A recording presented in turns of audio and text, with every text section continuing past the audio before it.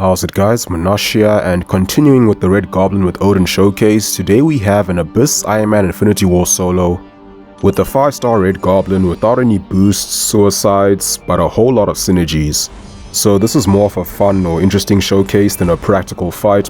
While I guess the fight itself is practical, it's actually very practical. Red Goblin destroyed this Iron Man, but the team itself isn't for clearing an Abyss path. But I must say I was quite impressed with Red Goblin's damage per hit in this fight. And not just the damage, but he also had pretty much the perfect set of utility to counter this fight. In fact, this was definitely one of the easiest times I've ever had fighting Abyss Iron Man Infinity War. And I fought him several times with a couple of different champs, but in this fight literally nothing went wrong.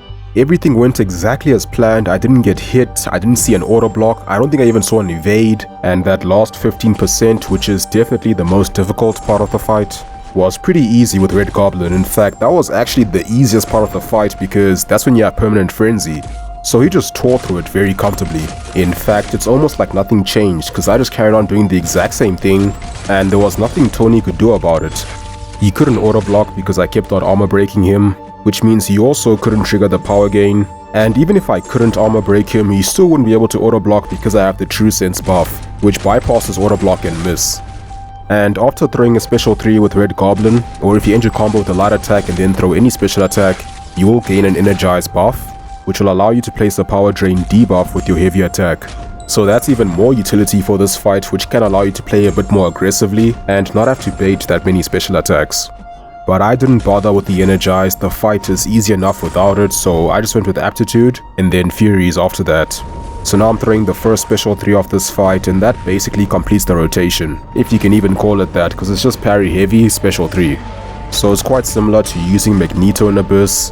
In fact, it's actually simpler because you don't need that special 2 for the armor break, and you don't need to worry about your prowesses falling off or, trying to maintain the armor break. It's actually a lot simpler.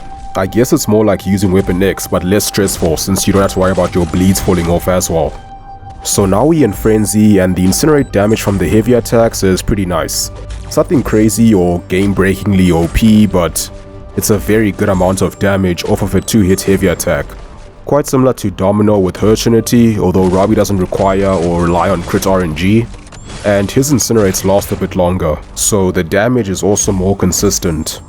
And also, I've only used one Odin for this. You can actually stack multiple pre-fights or cross-fights if you have 2 or more Odins, so I could actually be doing double or almost double the amount of incinerates and get this fight done a lot faster if I brought 2 Odins. Then Red Goblin can actually solo several fights in the Abyss, but I was trying to do this without having any 6 stars in my team, so I could only bring 1 Odin.